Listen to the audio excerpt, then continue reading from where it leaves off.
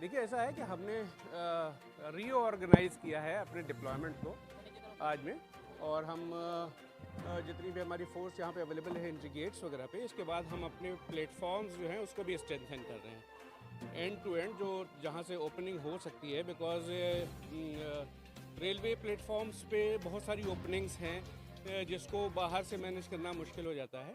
तो हमने इसके अंदर थोड़ा सा चेंज किया है कि हम प्लेटफॉर्म्स के ऊपर अपनी फोर्स को डिप्लॉय करेंगे सो दैट अगर कोई बात होती है तो इमीडिएटली रिएक्ट कर सकें उसके ऊपर।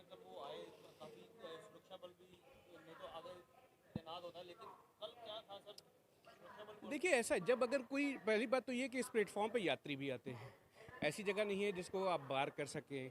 तो जो कोई अगर आ रहा है तो वो यात्री नहीं है, इसको आइडेंटिफाई करना भी मुश्किल होता है।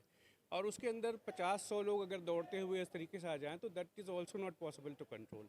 लेकिन ये कि हमने उसके ऊपर किसी भी तरीके से डैमेज हो, बड़ा डैमेज हो जिस तरीके से देश के और किसी प्रांतों में हो रहा है, वो हमने होने से रोक दिया।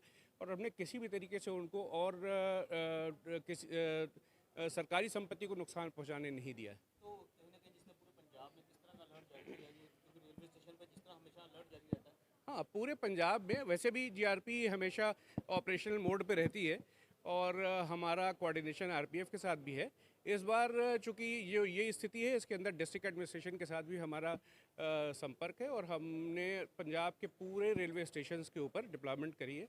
और ताकि इसमें कहीं से भी कोई किसी तरीके से किसी स्थिति का फ़ायदा ना उठाए और सरकारी संपत्ति को नुकसान ना पहुंचाया जा सके। तो रास्ते काफ़ी हैं लुधियाना रेलवे स्टेशन को, कई रास्ते निकलते हैं, कई रास्ते जाते हैं, तो लग रहा है कि उन रास्तों पे कोई ना कोई मैंने आपसे इसीलिए बताया ना कि हमने इसको रीऑर्गेनाइज़ किया है, बजाय इसके कि हम उन रास्तों पे निगाह डालें जहाँ पर उनको पहुँचना है। डिप्लॉयमेंट हम वहाँ कर रहे हैं जहाँ पे रेलवे संपत्ति को नुकसान पहुँचाने का खतरा हो सकता है, उस तक पहुँचने की कोशिश कर रहे हैं। यानी हम रेलवे स्टेशन पे डिप्लॉयमेंट कर रहे हैं ताकि प्लेटफॉर्म्स के ऊपर, ताकि किसी तरह से अगर कोई किसी रास्ते का फ़ायदा उठा के पहुँच भी जाए तो वो किसी को नुकसान न पहुँचा सके। सर क्या है, जो लोग पकड़े गए हैं उनसे अभी तक की किस तरह की जानकारी निकल के सामने आई है? देखिए इन्वेस्टिगेशन निकल के सामने आई है। देखिए इन्वेस्टिगेशन जारी है।